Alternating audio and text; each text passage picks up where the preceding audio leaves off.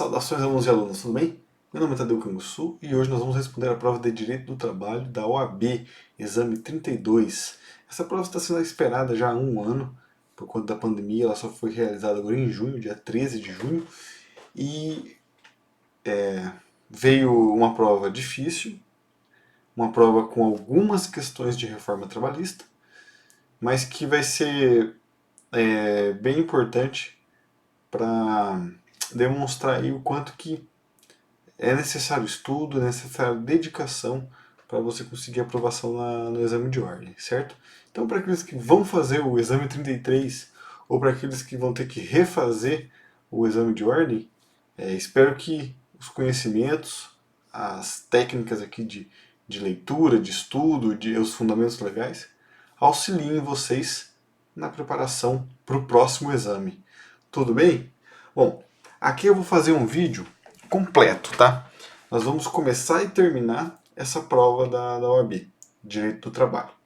Também vou fazer um vídeo completo para a prova de processo do trabalho, certo? Mas primeiro, vamos fazer Direito do Trabalho e no Instagram eu vou trabalhar com vocês stories, quiz, para que vocês tentem responder, errem, e aí a gente lança a resolução da questão. Então a gente vai ficar trabalhando essa prova aí em miudezas, com calma, para que você pense no direito do trabalho como matéria legal, como uma matéria interessante e principalmente você veja a importância do direito do trabalho. Não só para a prova da OAB, mas também para uma possível especialidade na advocacia, certo? Eu sou suspeito para falar de direito do trabalho, né? Porque já faz 11 anos, né, que eu estou no Tribunal do Trabalho, adoro a matéria, me identifiquei com ela já fazendo estágio durante a faculdade e desde então nunca parei de estudar, nunca parei de trabalhar com trabalho e processo do trabalho, certo? Bom, então eu espero que vocês possam aprimorar os estudos, aprimorar seus conhecimentos com essa breve aula resolvendo a última prova da OAB. Então, sem mais delongas, vamos para a matéria, né? Conteúdo. Agora queremos conteúdo, né? Bom, então, resolução da prova da OAB, exame 32, Direito do Trabalho. Acesse meu Instagram, os concurseiros, né? os.concurseiros e professor Tadeu Canguçu. No YouTube, os concurseiros. Então, por esses canais aí você pode mandar mensagem, pode tirar dúvida, fiquem à vontade, tudo bem? Sugestões também. Bom, então a prova começa com a questão 70. Lembrando que trabalho são 6 questões e processo do trabalho são 5 questões. No total, o bloco trabalhista tem 11 questões. De 80, realmente é um peso enorme que tem direito do trabalho. E se você for para uma segunda fase de optar por direito do trabalho, é uma escolha boa, certo? Mas que a gente vai trabalhar mais para frente, segunda fase. Aqui o foco é a primeira fase, responder questões. Então, se você gosta do trabalho, se você não gosta do trabalho, essa aula vai servir para você aumentar as suas questões nesse bloco da prova da OAB. Tudo bem? Então vamos lá. Para a primeira questão, questão 70.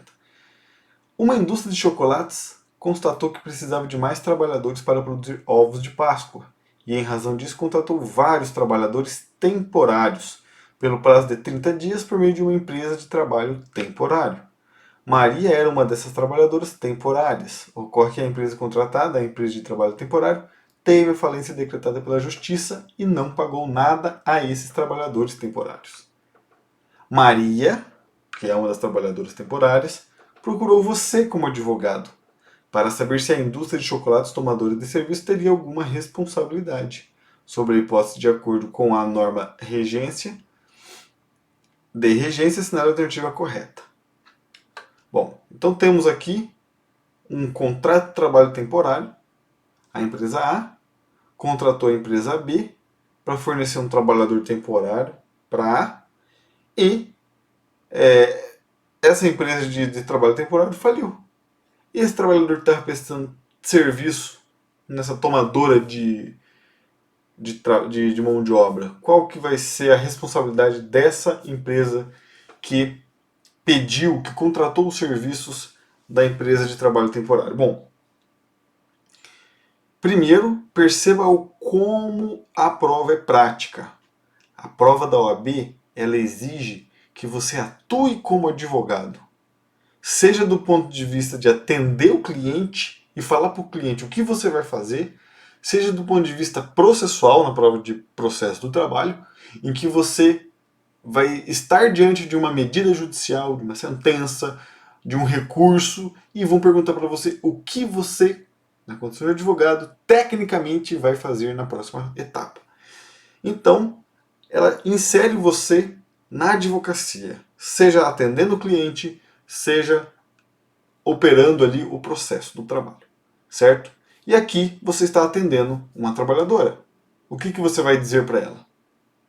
Ela está perguntando: essa empresa que tomou o meu serviço, que contratou a empresa de trabalho temporário, qual é a responsabilidade dela? Vamos para as alternativas.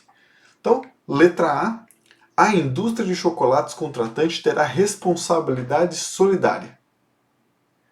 Letra B, não haverá qualquer tipo de responsabilidade da contratante, porque a terceirização foi lícita.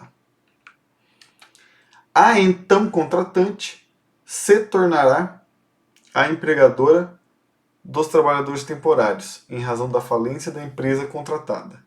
E D, a indústria de chocolates contratante terá responsabilidade subsidiária se isso estiver previsto no contrato que entabulou com a empresa prestadora de serviços.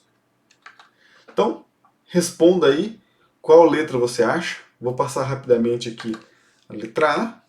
Pause o vídeo se você estiver respondendo, leia a letra A, leia a letra B. Pause o vídeo aí, leia a letra C, leia a letra D. Escolha uma alternativa. Então vamos para a resposta. Se você não respondeu, pause o vídeo. Se você respondeu, então vamos agora para a resposta. Bom, primeiramente, a empresa que tomou o serviço tem responsabilidade. No caso de falência, a responsabilidade é solidária.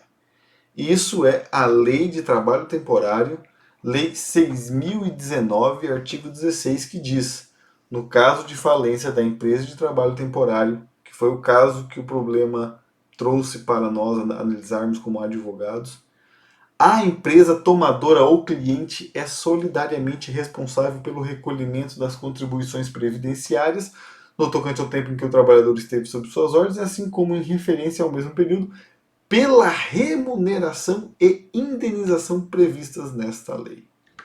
Então, solidária é a responsabilidade dessa empresa tomadora de serviço no caso de falência. Eu considero uma questão difícil por exigir o conhecimento de uma lei específica e é um conhecimento que é um pouco contrário à jurisprudência majoritária em relação à terceirização. Aqui o aluno confunde com a terceirização, que a responsabilidade é subsidiária. Mas na lei de contrato temporário, se há falência da empresa de trabalho temporário, a responsabilidade da tomadora é solidária. Então, por dois motivos eu considero que é uma questão difícil. Primeiro, por estar numa legislação específica. Segundo, por ser contrário à regra geral em relação à terceirização, que pode levar o aluno a tentar fazer uma analogia, considerar os casos iguais e não são iguais. Tem uma lei específica dizendo que quem contrata tem responsabilidade solidária. Tudo bem? Então, essa é a primeira questão. Vamos só para a definição rapidamente aqui de trabalho temporário, que está no artigo 2º, né? Veja só. Trabalho temporário é aquele prestado por pessoa física, contratado por uma empresa de trabalho temporário, que a coloca à disposição de uma empresa tomadora de serviços para atender à necessidade de substituição transitória de pessoal permanente ou a demanda complementar de serviços. Então essas são as hipóteses aí de trabalho temporário. Beleza? Então vamos para a próxima questão, questão 71. Faltam só 5 agora, né? Vamos lá. Lembrando que é a prova branca, né? O tipo branco tem 4 cores a prova da OAB. A gente está fazendo a prova branca. Então vamos lá. Luiz e Selma são casados e trabalham para o mesmo empregador. Ambos são teletrabalhadores, tendo o empregador montado um home office no apartamento do casal, de onde eles trabalham na recepção e no tratamento de dados informatizados. Para a impressão dos dados que serão objeto de análise, o casal necessitará de algumas resmas de papel, assim como de toner para a impressora que utilizarão. Assim, a opção que indica quem deverá arcar com esses gastos de acordo com a CLT, quem vai ser responsável por esses gastos? Então, olha o problema. Na empresa X, né, Luiz e Selma são casados, trabalham na empresa.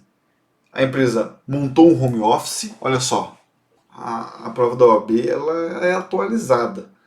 Então, estamos falando agora de home office porque a pandemia obrigou muitas empresas a adotarem esse sistema pelos lockdowns e restrições que foram impostas aí por municípios e estados, né?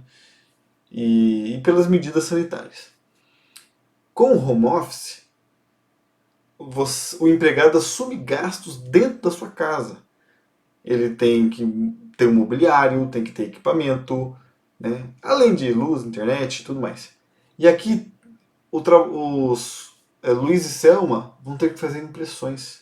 Vão ter que gastar com papel e com tinta de impressora. Quem vai arcar com esse gasto? Essa é a pergunta. Certo? Então vamos para as alternativas. Lembrando que responda a alternativa, se você não respondeu, pause o vídeo, tá? Então assinale a opção. Letra A. Cada parte deverá arcar com 50% desse gasto? Letra B. A empresa deverá arcar com o gasto porque é seu risco ou do negócio? Letra C. A responsabilidade por esse gasto deverá ser prevista em contrato escrito? E letra D. O casal deverá arcar com o gasto, pois não há como o empregador fiscalizar se o material será utilizado apenas no trabalho. Então responda a questão, depois a gente vai para a resposta. Já respondeu? Se não respondeu, pause o vídeo, responda e vamos então para a resposta. Bom, primeiramente, vamos falar de teletrabalho. O teletrabalho, ele é realizado de mútuo acordo entre as partes, certo? No teletrabalho, você tem a mudança de local. A pessoa sai da sede da empresa e vai trabalhar na sua casa ou em outro local, fora da empresa. Enfim, geralmente é a própria casa, mas tudo bem. Não vamos aqui entrar em especificidades de teletrabalho, de home office, de coisas conceituais. Ele não está na empresa. Isso é o gênero teletrabalho. E ele tem, o trabalhador tem gastos para trabalhar fora da empresa. Regra geral da CLT é que os gastos são do empregador.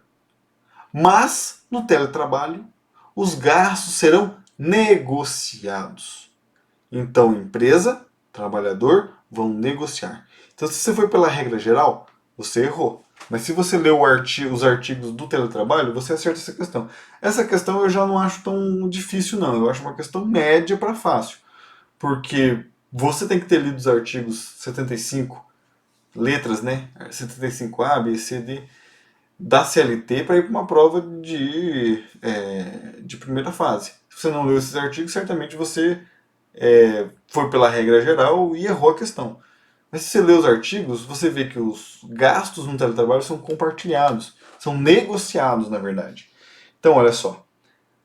A responsabilidade por esse gasto deverá ser prevista em contrato escrito, negociado entre as partes. Não é 50%, a lei não diz isso. A empresa, aqui é a regra geral, deverá arcar com o gasto porque é seu negócio. Quem errou, provavelmente errou colocando letra B, ó. Né? E o casal deverá arcar com gasto, pois não há como o trabalhador fiscalizar. Não. Aqui o gasto não é todo do empregado. É um negócio, é um acerto que se faz. Então, letra C. Certo? Isso está no artigo 75. Ó. A responsabilidade pelos gastos deverá ser prevista em contrato. Ó. Artigo 75D. As disposições relativas à responsabilidade pela aquisição, manutenção ou fornecimento dos equipamentos tecnológicos e da infraestrutura necessária e adequada à prestação do trabalho remoto, bem como ao reembolso de despesas arcadas pelo empregado, serão previstas em contrato escrito. Parágrafo único. As utilidades mencionadas no caput deste artigo não integram a remuneração do empregado. Então, o contrato escrito vai estabelecer quem vai arcar com a infraestrutura, os equipamentos necessários para as atividades. Tudo bem? Bom, então uma questão de teletrabalho aí, atualizada, bem legal. Vamos para a questão 72, agora uma questão sobre remuneração. Essa questão aqui, lembrando, ó, a questão 70 não foi de reforma trabalhista, a questão de 71 foi de reforma trabalhista, a questão de 72 também será de reforma trabalhista, tá? Então vamos lá. Então, questão 72. Desde abril de 2019, Denilson é empregado em uma indústria de cosméticos, com carteira profissional assinada. No último contra-cheque de Denilson, verifica-se o pagamento das seguintes parcelas: abono, prêmio, comissão e diária para viagem. Então temos no olerite abono, prêmio, comissão e diária para viagem. Além de outras coisas que pode ter. Mas o problema diz que essas verbas estão lá no seu olerite. Considerando essa situação, assinale a opção que indica a verba que, de acordo com a CLT, integra o salário e constitui base de incidência de encargo trabalhista. Então vamos lá. Ele recebe abono, prêmio, comissão diária para viagem. Além de salário fixo, além de outras coisas que pode ter no olerite. Mas dessas 4 verbas que ele mencionou, qual integra o salário? Qual vai incidir impostos trabalhistas? Impostos fiscais? Né? Imposto de renda? Veja só. Você que conhece aí o direito do trabalho, sabe que a principal contraprestação do trabalhador é prestar o serviço, trabalhar. E do empregador é pagar. E o que ele paga? Salário, dependendo da atividade gorjeta, dependendo da atividade comissão, dependendo da atividade tem prêmio, tem abono, dos negócios, das convenções coletivas tem diárias, enfim. Então, a parcela trabalhista ela pode ser composta de várias rubricas, várias fontes de pagamentos diferentes. Ele citou aqui 4: abono, prêmio, comissão e diária para viagem. Qual integra o salário? Então veja só. Responda aí qual integra o salário, porque 3 não integram o salário. Já respondeu? Se já respondeu, vamos então para a resposta. Se não respondeu, pause o vídeo, pensa mais um pouco. O que integra, o que vai integrar o salário e vai gerar incidência de encargo trabalhista? Já respondeu? Então a letra correta, veja só, é a comissão, letra C. Comissão, letra C. Isso é uma questão de reforma trabalhista porque definiu exatamente ali nos artigos 4, 5, 7 parágrafos, né? O que é que integra o salário e o que é que não integra. Eventualmente, se tiver uma rubrica nova, vai ser interpretado e, por analogia, colocado em alguma dessas categorias que a lei menciona. Mas a lei já dá um rol interessante ali do que são verbas e quais integram e quais não integram, tá? Então veja só. Questão de reforma trabalhista, de acordo com a reforma trabalhista, somente comissão dessas 4 verbas aí é salarial. As demais são consideradas indenizatórias. Olha o artigo 457, parágrafo 2º. As importâncias, ainda que habituais, pagas a título de ajuda de custo. Aí, ó, ajuda de custo é indenizatório. Auxílio de alimentação é indenizatório. Né? Não pode pagar em dinheiro a sua alimentação. Por isso que tem o ticket. Tá? Por isso que tem o ticket. Ticket de alimentação, ele não integra o salário. Quando paga corretamente, que é não em dinheiro. Diárias para viagem é indenizatório. Prêmio indenizatório. Abono indenizatório. Ó. Tudo não integra a remuneração do empregado. E, portanto, ó, não se incorpora ao contrato de trabalho e não constitui base de incidência de qualquer encargo trabalhista e previdenciário. Beleza? Então, no 457, parágrafo 2º, foi retirado. Só com esse artigo você respondia a questão. Diário de viagem, prêmio e abono, né? Vamos lá aqui, ó. Diário de viagem, prêmio e abono, não integra o salário. Então, só com esse artigo você respondia.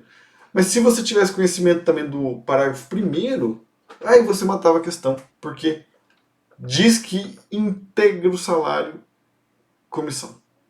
Então eu acho que essa foi uma questão fácil, justamente porque você tem um artigo que diz o que integra, e no artigo que diz o que não integra, estão os outros 3.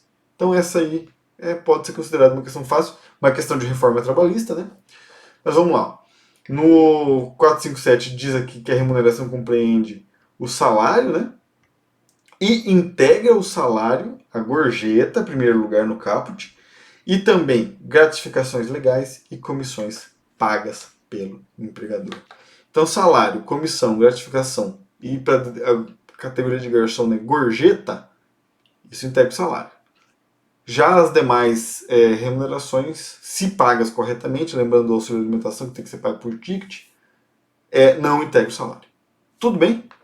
Bom, então uma questão tranquila aí, uma questão do dia a dia e muito interessante. Precisava aí do conhecimento do que integra e que não integra o salário, mas tranquila de responder. Vamos agora para a questão 73, né? Vamos lá então. Regina foi admitida pela Sociedade Empresária Calçados Macios Limitada, em abril de 2020, para exercer a função de estoquista. No processo de admissão, foi ofertado a Regina um plano de previdência privada parcialmente patrocinado pelo empregador. Uma vez que as condições pareceram vantajosas, Regina aderiu formalmente ao plano em questão. No primeiro contra-cheque, Regina verificou que na parte de descontos havia subtrações a título de INSS e de previdência privada. Assinale a alternativa que indica, de acordo com a CLT, a natureza jurídica desses descontos. De onde vêm esses descontos? Letra A, ambos são descontos legais. Letra B, INSS é desconto legal e previdência privada é contratual. C, ambos são descontos contratuais. E letra D, INSS é desconto contratual e previdência privada é desconto legal. Então responda a questão, depois a gente vai analisar qual é a alternativa correta. Pause o vídeo, pense. Se quiser voltar aqui, pause aqui, leia a alternativa e já respondeu qual é a correta? Então vamos para a resposta. Bom, primeiramente vamos falar de previdência. A previdência, INSS, é o Regime Geral de Previdência. É a previdência pública. É a previdência que você tem segurados obrigatórios. Quem é CLT é obrigatório estar na Previdência Social. Certo? Se eventualmente você for funcionário público, você vai ter um regime próprio de previdência. É obrigatório o desconto da previdência, é obrigatório você ter a previdência, mas é um regime próprio de servidor público. Para CLT, que é o que a gente trabalha aqui para empregados privados e empregados públicos, quem é regido pela CLT, pela Consolidação das Leis Trabalhistas, você tem o INSS como a sua previdência pública, o Regime Geral de Previdência Social. Para você que é empregado, no caso aqui a gente está falando de um empregado Regina, a contribuição para o INSS é obrigatória decorrente de lei. Lei 8.112, artigo 20, diz qual é a alíquota que cada empregado tem que pagar para o INSS. Você tem a alíquota da empresa? Tem. Você tem contraprestação da União? Tem. Mas você também tem a prestação do próprio funcionário, empregado, da própria pessoa, do próprio segurado obrigatório. Então, sempre vai vir do assalariado, pela CLT, desconto de INSS. A natureza jurídica é legal. Beleza? Ao mesmo tempo, do próprio enunciado da questão, você diz, você percebe, a empresa ofereceu previdência privada para a Regina. A Regina viu que era vantajoso, que ela ia pagar um tanto, mas que a empresa ia pagar outro tanto, e aí ela aderiu voluntariamente à previdência privada. Veja só, alguns descontos o empregado ele sofre. Existem descontos legais. O INSS é um desconto legal. O que não é desconto legal, ele tem que aderir, ele tem que aceitar, ele tem que autorizar esse desconto. E foi o que o problema nos disse. Regina autorizou o, o pagamento, a adesão à previdência privada, obviamente teria o seu desconto respectivo. Então vamos para a alternativa. Qual que seria a letra correta? B. INSS é desconto legal, previdência privada é desconto contratual. Né? O INSS, desconto legal previsto na Lei 8.212 de 90, artigo 20. Né? A previdência pública no Brasil é de vinculação obrigatória para os empregados. Sendo empregado, você tem que pagar INSS. Já a previdência privada é desconto contratual. E o desconto contratual está lá no artigo 462 da CLT. E aí no 462, desconto contratual com autorização. Tem autorização da Regina? Tem. Então pode descontar. Mas você vai descontar para uma finalidade. Você vai pegar esse dinheiro, vai colocar na previdência privada da Regina, a empresa ainda tem a contraprestação dela, faz tudo regularmente. Mas é muito comum previdência privada em empresas públicas, né? Mas enfim, empresas grandes também têm as suas previdências privadas e para benefício de empregado, qualquer empresa pode aderir ali a uma previdência privada e oferecer ao seu empregado, pagar junto com ele mensalmente para que ele forme ali a sua capitalização para poder usufruir uma previdência privada. Tudo bem? Vamos para a penúltima questão agora, artigo 74 do exame de ordem. Também aqui prova branca, né? Exame 32. O que diz a questão 74? Godofredo foi contratado como vendedor de automóveis usados pela sociedade empresária Carango de Ouro Limitada em julho de 2019, ou seja, um ano antes aí da pandemia, né? Godofredo recebia salário fixo acrescido de 5% sobre as vendas por ele efetuadas. Em março de 2020, Godofredo vendeu um automóvel por R$30 mil, divididos em 10 parcelas de R$3.000 mensais.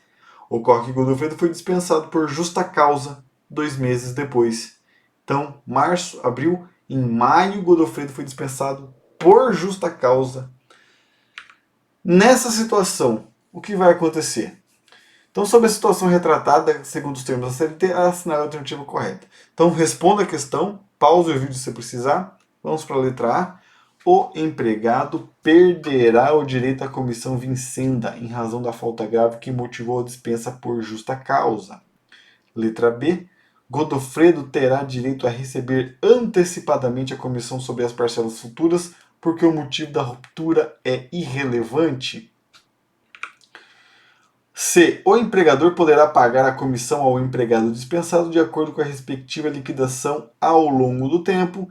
E letra D. A lei determina o pagamento de metade da comissão vincenda uma vez que Godofredo praticou falta grave. Então, qual é a resposta ali para a questão 74? Se você não respondeu, responda. E vou deixar na tela aqui. Escolha a questão aí. Letra A, letra B, pause o vídeo, qualquer coisa. Letra C, letra D, pause o vídeo. Já respondeu? Então vamos para a resposta. Bom, aqui nós temos um vendedor. Não é uma questão de reforma trabalhista. O vendedor, ele ganha comissão, certo?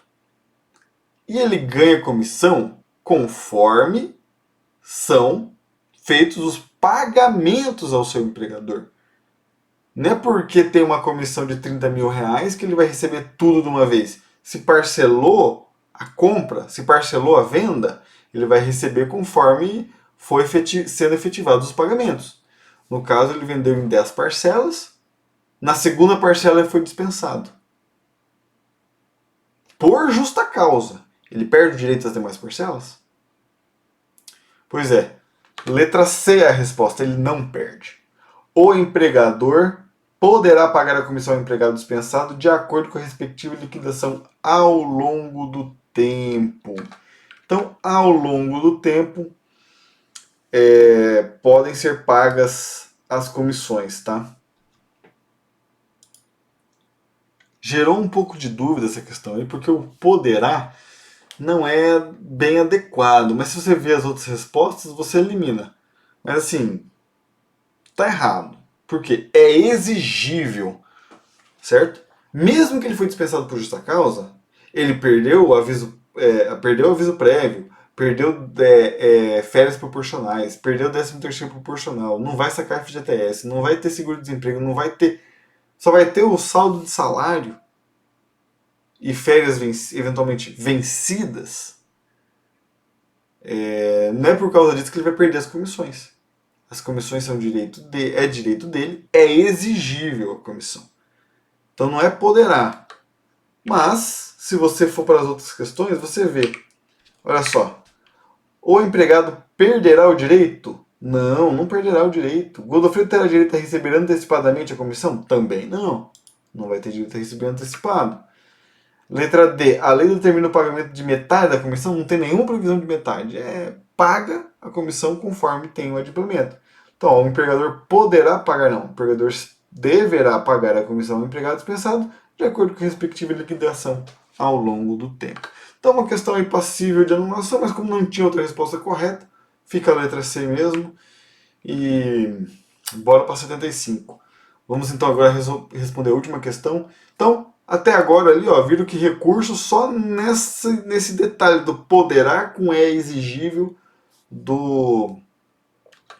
Só vamos passar o artigo aqui, ó. Artigo 466, ó. Nas transações realizadas por prestações sucessivas, ó, não é reforma, né? É exigível o pagamento das porcentagens e comissões que lhe disserem respeito proporcionalmente à respectiva liquidação. E a cessação da relação de trabalho, seja por justa causa, seja sem justa causa, que não entra em detalhe. Terminou o contrato de trabalho? Isso não prejudica a percepção das comissões e porcentagens devidas na forma estabelecida desse artigo. Então, independente da forma de interrupção do contrato, o empregado tem direito a receber comissões. Então, vamos para a última questão. Então, olha só, pouco mais aí de meia hora, responder uma prova inteira, tá? Então, que isso sirva de estudo para você. Qualquer dúvida, entre em contato conosco, beleza? Vamos lá. Prova 32, exame de ordem, tipo branca, questão 75. Bruno era empregado em uma sociedade empresária, na qual atuava como teleoperador de vendas online de livros e artigos religiosos, usando em sua estação de trabalho computador e headset. Em determinado dia, o sistema de câmeras internas flagrou Bruno acessando pelo computador um site pornográfico por 30 minutos durante o horário do expediente. Esse fato foi levado à direção no dia seguinte, que, indignada, puniu Bruno com suspensão por 40 dias, apesar de ele nunca ter tido qualquer deslize funcional anterior. Diante da situação apresentada e dos termos da CLT, assinale a alternativa correta. Então pare, pense e veja qual que você vai assinalar. Certo? Qualquer coisa, pause o vídeo aqui nas questões e veja. Então a questão é ali, Bruno, trabalhando numa loja de artigos religiosos.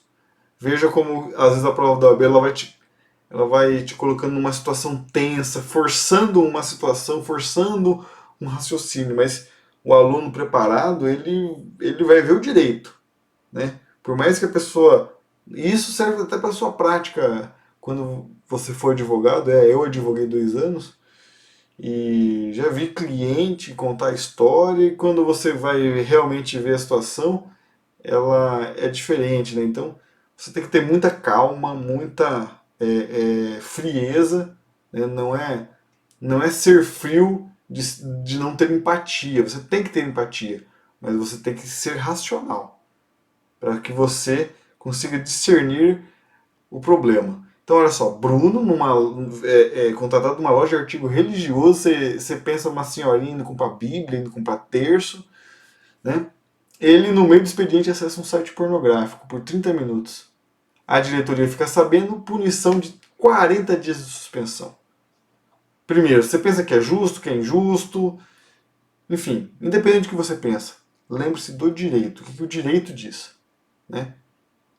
Temos que pensar em justiça? Temos. Mas nós, aqui, principalmente por exemplo de ordem, você vai pensar em lei e jurisprudência. Você vai pensar em responder a prova corretamente. Lei e justiça, você vai brigar pelo seu cliente já com a carteirinha na mão. Tá? Mas aqui a gente vai pensar na...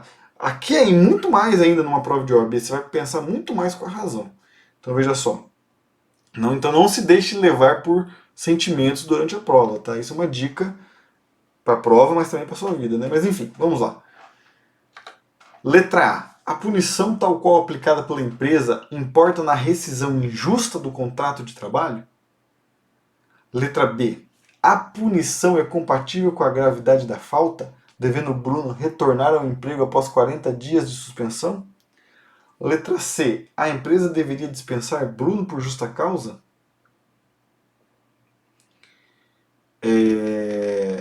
Porque pornografia é crime e como não o fez considera-se perdoada a falta? E letra D. A empresa errou porque, sendo a primeira falta praticada pelo empregado, a lei determina que se aplique a pena de advertência. Então lembre da justa causa, lembre da suspensão, lembre da advertência, como se faz isso durante o contrato de trabalho. Certo? Com esses elementos na sua mente,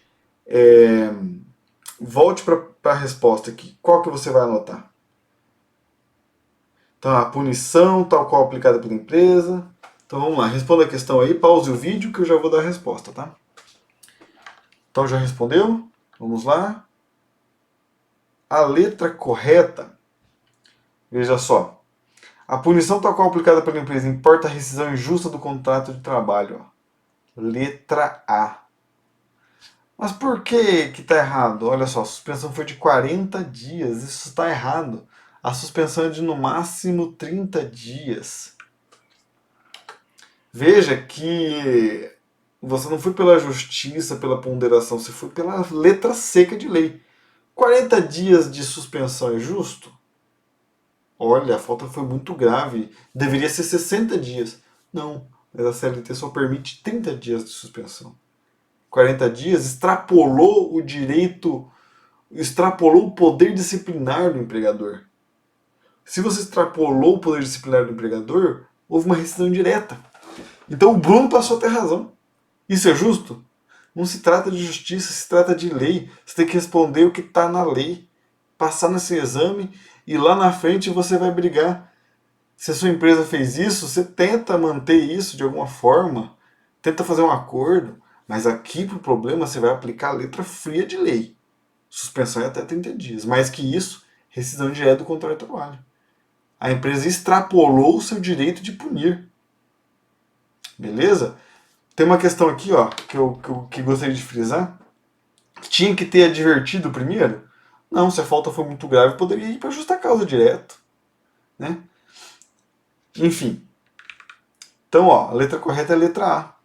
Não é questão de reforma trabalhista e a suspensão do contrato de trabalho de no máximo 30 dias. Nesse sentido, suspensão superior a 30 dias é abuso do poder hierárquico, implicando suspensão indireta do contrato de trabalho. Artigo 474, olha a lei aqui, ó. A lei vem e bota um carimbo, ó. Puniu por mais de 30 dias, rescisão indireta. Então, a suspensão do empregado por mais de 30 dias consecutivos importa na rescisão injusta do contrato de trabalho. Tudo bem? Bom, então aqui nós respondemos a questão da OAB. Vão dar aí 40 minutos de resolução de prova. Espero ter ajudado vocês para o próximo exame, do exame 32. Eu em outro canal aqui no Os Tribuneiros respondi todas as provas anteriores e eu vou trazer isso aqui para os concurseiros, tá? A gente teve bastante feedback positivo no outro canal, mas aqui eu estou fazendo uma coisa mais ampla, que eu não vou só falar de OAB ou de tribunal, eu vou falar de concursos em geral, né? Então eu achei muito melhor tratar de vários temas, né?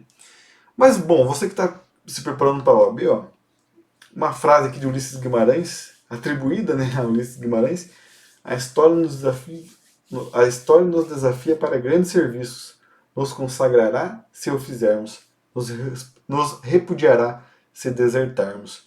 Então você tem uma prova pela frente, é uma grande prova. Se você vencer, você vai ser consagrado. Se você perder, você vai ser esquecido. Então não desista até você passar. Essa prova é muito importante, vai fazer muita diferença na sua vida, vai te abrir portas para trabalhos mais bem remunerados, vai te abrir portas para concursos que exijam aí a OAB. E seja no concurso, ou seja como advogado privado, as causas elas vão ser desafios para você. Os clientes vão ser desafios para você. Se você enfrentar e vencer, você vai ser consagrado, você vai ser remunerado, você vai ser premiado no seu ambiente de trabalho, financeiramente. Então, os desafios são para ser superados. Essa prova é um desafio, então seja feliz nessa sua empreitada de superar o exame de ordem e se tornar um advogado. É isso que eu espero que você consiga e com essa aula espero que você se aproxime disso, certo? Não perca também nossa aula de processo de trabalho, a gente vai fazer a mesma coisa aqui, só que com 5 questões de processo de trabalho. Nos acompanhe no os.concurseiros no Instagram, professor Tadeu Canguçu no Instagram e no YouTube Os Concurseiros. Sempre com dicas e dicas assim, eu estou respondendo a prova para você completa, certo? Dando fundamento legal e sempre primando pela técnica e pela facilidade aqui de trazer a questão, trazer a explicação e trazer o fundamento legal. Tudo bem? Espero que tenha curtido essa aula. Deixe o seu joinha aí, se inscreva no canal e até a próxima. Bons estudos para vocês.